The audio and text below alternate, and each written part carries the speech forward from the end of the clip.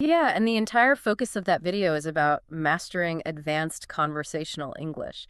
But our mission for this deep dive is a little bit different today. We are entirely skipping the textbook grammar We rule. really are. Instead, we're extracting the exact phrases, the subtle tonal shifts, and the social agility you need to sound natural, confident, and fluent in any real-world situation. I am genuinely so excited to decode how human beings actually talk to each other out in the wild. And that distinction, between the classroom and the wild is just fundamental Hmm. because understanding the why behind their language choices, Like why we say certain things in different places. exactly why we use a certain phrase in a boardroom versus a coffee shop, that is the ultimate shortcut to fluency.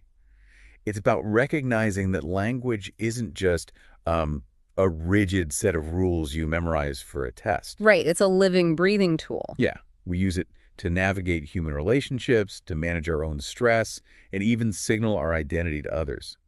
When you understand the underlying psychology and the mechanics of those interactions, you stop translating in your head. And you start genuinely connecting with people, which that actually brings to mind the first major concept the video explores. It really highlights the gap between studying a language and actually using it under pressure. Oh, the textbook versus real life divide. Yes, specifically focusing on crisis management. Cause textbook English is great right up until the exact moment the unexpected happens. And then it just tends to fall apart. Completely falls apart. There's this incredibly relatable example in the transcript about a 5-minute deadline. So picture this. You're running late, you are highly stressed, and your phone buzzes. Never a good feeling. Never. A colleague urgently demands your input on a project, and you have maybe 5 minutes to reply before a meeting? The video points out that trying to construct a perfectly grammatical, formal paragraph in that state is a trap. It's a huge trap. Instead, the natural pivot is using a functional, ready-to-go phrase, like, I'll get back to you on that, or let me quickly check and get back to you. Why is that seemingly simple phrase so critical in that exact moment? Well, it really comes down to cognitive load and how our brains handle stress. When a colleague drops an urgent demand on you, your brain often initiates a mild fight or flight response, Oh, wow. just from an email. Yeah, absolutely. And in that heightened state of stress, you actually lose access to your higher level vocabulary and your complex grammar structures. So you're panicking? Right. Your cognitive resources are being hijacked by the panic of the ticking clock. If you try to invent a brand new, highly complex sentence to explain why you can't answer right now, you are going to stumble, or sound robotic, or just simply freeze. So these phrases, they act like a shortcut. Exactly. The phrases the video highlights, like I'll get back to you on that, they act as a cognitive bypass. They are pre-packaged social scripts. By deploying them, you achieve three things simultaneously. Okay, what are they? First, you acknowledge the colleague's request. Second, you set a clear boundary that there's going to be a delay.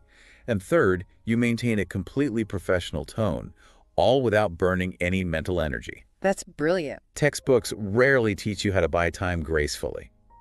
But in the professional world, buying time is a survival skill. Okay, let's unpack this, because there's another high-stress anecdote in the material that takes that concept even further. Oh, the presentation one. Yeah, the missing presentation. It's a scenario I think literally everyone listening has lived through in some form.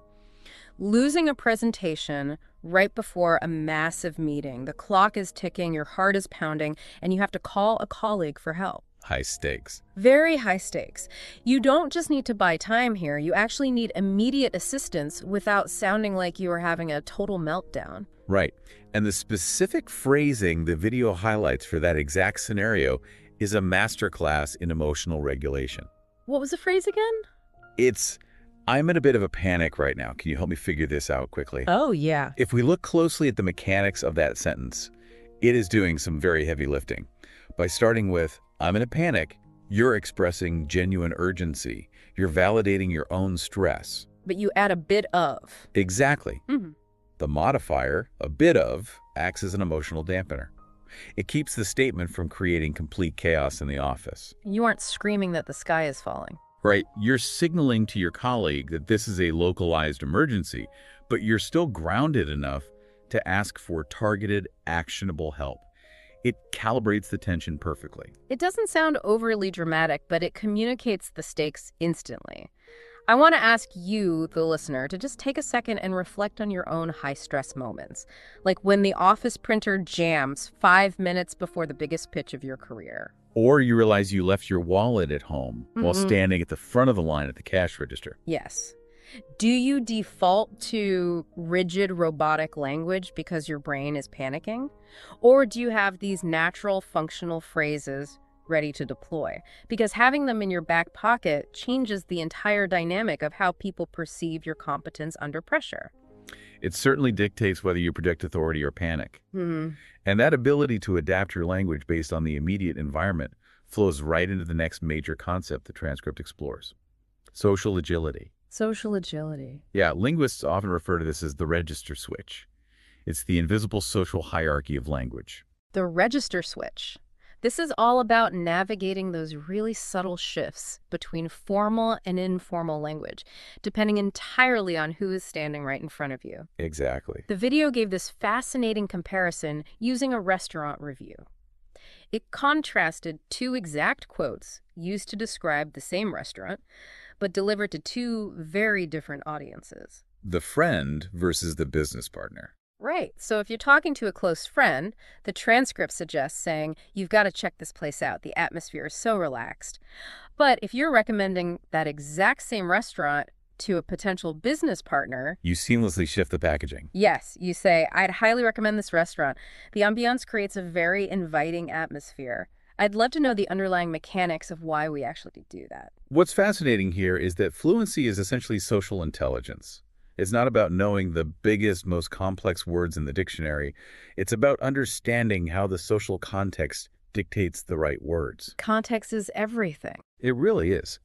In that restaurant example, the phrase, "you got to check this place out," implies a shared intimacy and a mutual enthusiasm.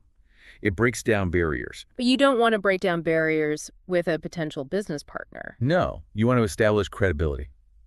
I'd highly recommend creates a respectful, professional distance. You swap the casual word relaxed for the slightly more elevated word ambiance. The core meaning remains completely identical. It's a nice restaurant. Right, but the social packaging transforms to protect your professional image. Using the casual phrasing with the business partner might signal that you don't take the relationship seriously, while using the formal phrasing with a friend would just make you sound cold and distant. There's a story in the video about a networking event that confused me a bit initially, but it perfectly illustrates what you just said. It's about a woman named Lucy. Oh, the tech conference story. Yeah, so she's working the room at a tech conference.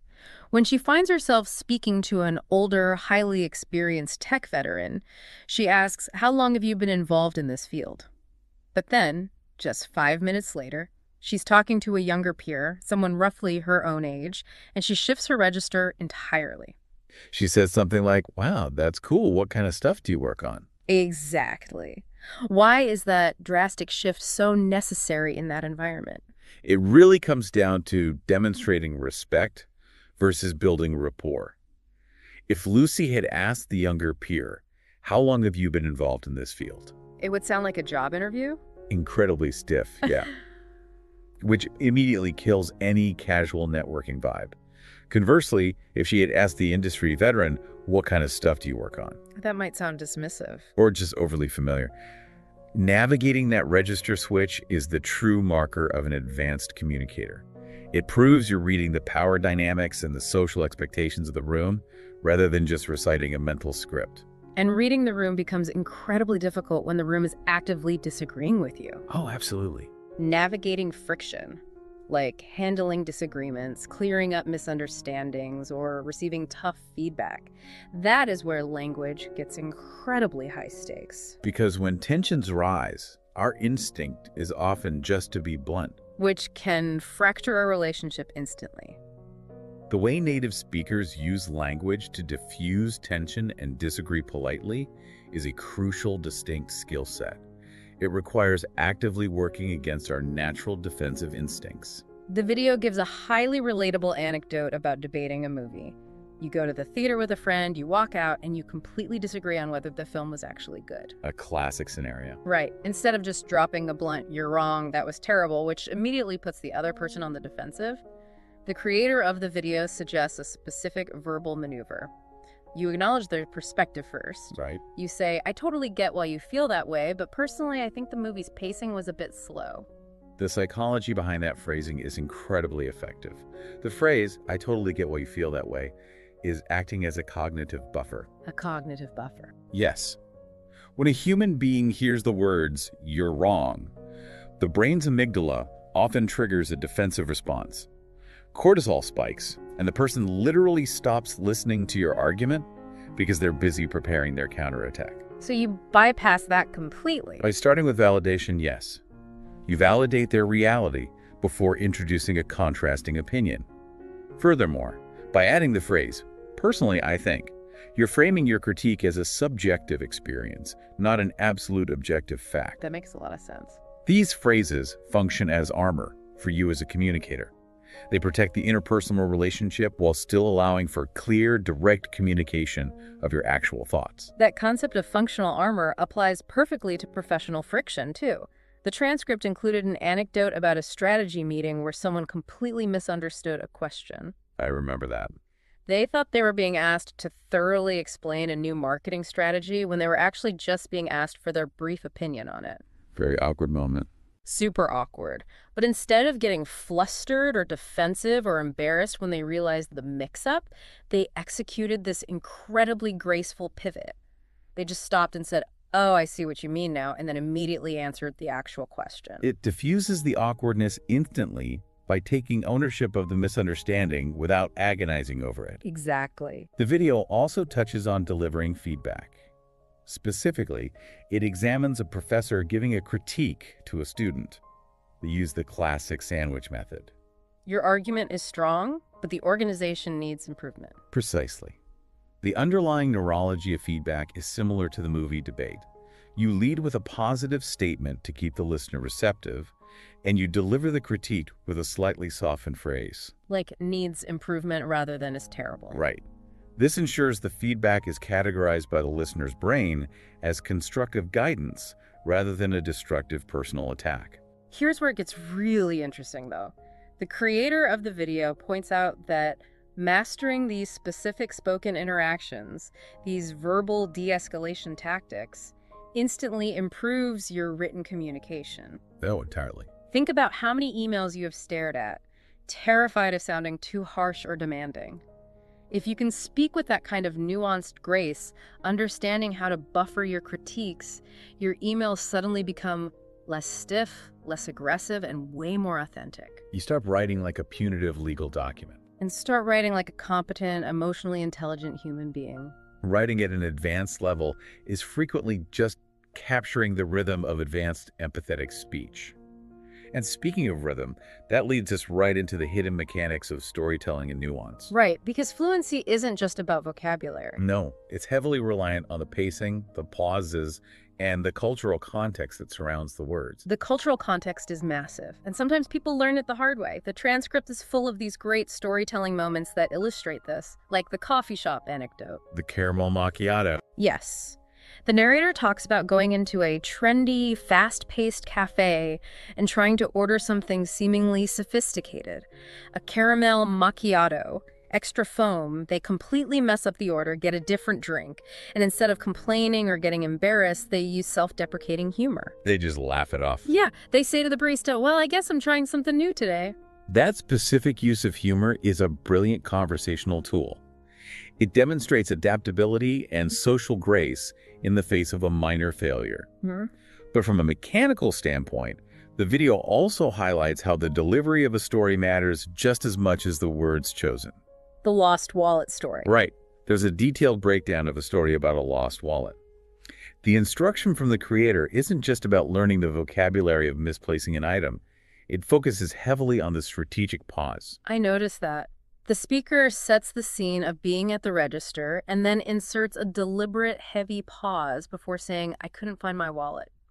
I'm curious about the mechanics of why that pause is taught as a language skill. Silence is an active part of communication. Yes. That deliberate pause builds suspense. It forces the listener's brain to lean in and anticipate the next piece of information. It hooks them. Exactly. More importantly, it conveys the emotional weight and the sudden dropping panic of the moment without the speaker having to explicitly say, "I was very panicked." It's an advanced linguistic tool that most traditional textbooks simply overlook. Because you can't teach a pause in a grammar book. Right. You have to hear the rhythm of a language and feel its cadence to replicate that kind of storytelling tension. And you also have to understand the culture to know what kind of social expectations you're navigating. The transcript brings up these hilarious cultural shocks that completely alter how you must communicate. Moving to the UK. Yeah, realizing that the food culture involves lighter meals and afternoon tea, which changes the entire vocabulary and rhythm of how you socialize during the day. Or the Christmas dinner story.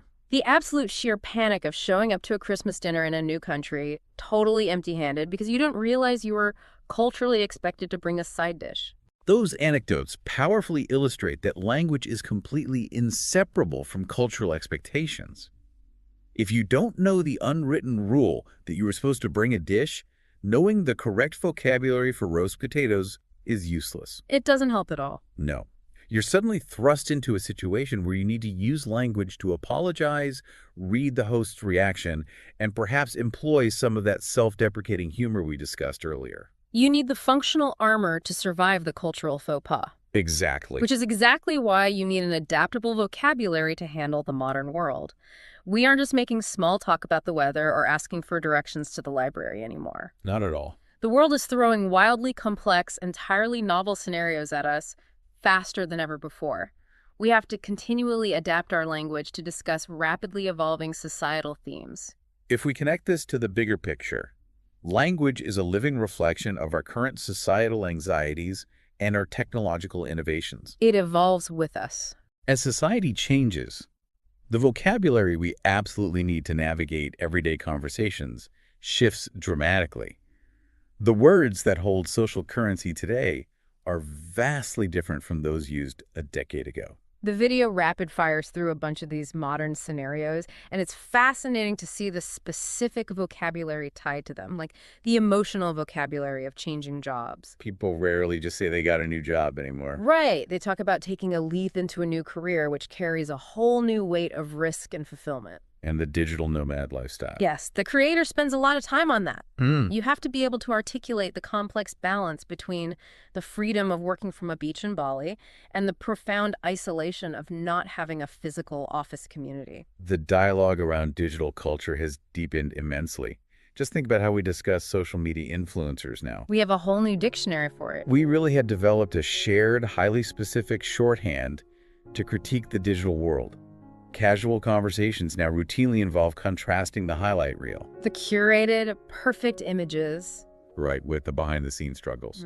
We're using language to actively deconstruct the media we consume. And it extends into finance and global systemic issues, too. It is completely normal now to be casually chatting over coffee about the volatility and decentralization of cryptocurrency. Or climate change. Exactly. Discussing the very real, pressing urgency of climate change using specific terms like extreme heat and debating the complex logistics of recycling infrastructure. The way we speak evolves precisely as our world does. Yeah. You cannot rely on a textbook printed 20 years ago to teach you how to discuss the nuances of blockchain technology or the psychology of eco-anxiety. It's just not going to be in there. No. Yeah. You have to actively listen to how native speakers are wrestling with these concepts in real time. You've absorbed the new vocabulary, certainly, but you also absorb the cultural tone. The feelings behind the words. The skepticism, the excitement, the existential worry that accompanies these modern themes. So, what does this all mean? It means that true mastery of a language isn't about passing a static grammar test. It means being equipped with the agility to talk about literally anything life throws at you. Anything at all. Whether it's a misunderstood strategy in a corporate boardroom, a lost wallet on a crowded bus, or a deep philosophical debate about the impact of social media algorithms on our mental health. You had to be ready. You do. And you, the listener, should be walking away today with a tangible toolkit. You now understand the mechanics of natural phrases, the social importance of tonal shifts, and the conversational strategies to handle everything from a minor grocery store mix-up all the way to a high-stakes business pitch. You're prepared. You know the psychology of buying yourself time with. I'll get back to you on that. You know how to bypass someone's defensive triggers with, I totally get why you feel that way. You are armed and ready for the real world. This raises an important question, though, Yeah. and I want to leave the listener with one final thought to mull over. Okay, lay it on us. It sits just beneath the surface of all the material we discussed today. We've spent this entire deep dive proving that our spoken language constantly shapeshifts. We change our register based on our audience's power dynamics. Right. We adapt our tone based on our internal stress levels. We constantly curate our vocabulary based on modern digital mediums and cultural expectations. We're constantly adjusting. So if our authentic voice is actually just a collection of different registers and adapted social personas, what does it actually mean to be yourself in a second language? Oh, wow. Are we simply learning vocabulary to express the identity we already possess? Or every time we switch our context, every time we deploy a new phrase to fit in with the new crowd, are we actively building entirely new versions of ourselves? That is a completely mind-bending way to look at it. Are we just learning words, or are we actively constructing new identities depending on the room we walk into? I absolutely love that. It really reframes the whole learning process. It does. That is exactly the kind of question that keeps you constantly curious about how we communicate. Thank you so much for joining us on this deep dive. I highly encourage you as you go about your day to actively listen out for these real-life conversational rhythms in your own daily interactions. Notice the strategic pauses. Notice the register switches when a manager walks into the room.